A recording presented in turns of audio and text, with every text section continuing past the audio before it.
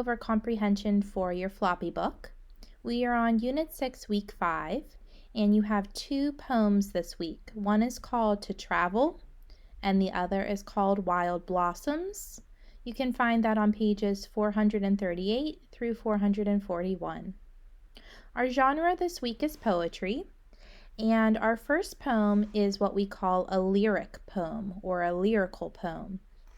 And that is where we have some repeated sounds, either by consonants or by vowels, that kind of give a rhythm to the poem, almost like a song. The second poem, Wild Blossoms, is a freestyle poem, which means that there is no pattern. There may or may not be rhyme. There may be long lines and short lines. The poet basically has freedom to write however they would like. Our comprehension strategy is really tricky. It's about assonance and consonants.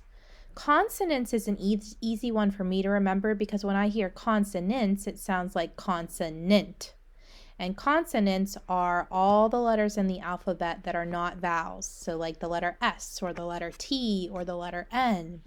And when we have those repeated middle or final sounds in the word, it can create kind of that rhythm I was talking about, like song lyrics. Assonance is the opposite. That is a repeated vowel sound. So that's when we have short or long vowel sounds, A, E, I, O, U, that are repeated. In this excerpt from the poem, it says, "A novel waves her arms to me. Come read, she cries. Her pages dance with ancient tales, a feast for hungry eyes. The paintings on museum walls are begging me to tour. Leave your home and leave our scenes, a grand exchange for sure." So you kind of heard like a dun dun dun dun dun dun dun dun dun dun dun dun. And that happens throughout the entire poem. It kind of creates that rhythm. So we have the long A sound repeated. That would be assonance. And we have the long, I guess not long, we have the S sound, which sounds like a Z in tails and walls when we say it, which kind of gives us a rhythm as well. If I continue talking about the poem To Travel, we can find a theme. Remember, a theme is a lesson or what we take away from what we have read. So I chose some evidence from the poem. If I can leap across the globe, my universe expands. Her pages dance with ancient tales, a feast for hungry eyes. I've traveled, it's left me more aware.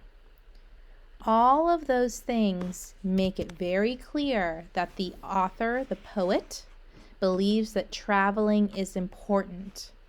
Now, if you pay very special attention to that poem, it's not about the person actually hopping on a plane or a train and jet setting somewhere. It is about them reading literature, reading books to learn about museums and art and food and culture and music. So traveling doesn't always mean the physical act of it. It can mean learning the knowledge by traveling to new places through a book.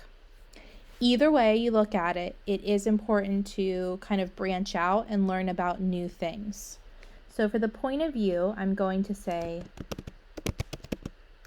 traveling the world through a book brings important knowledge.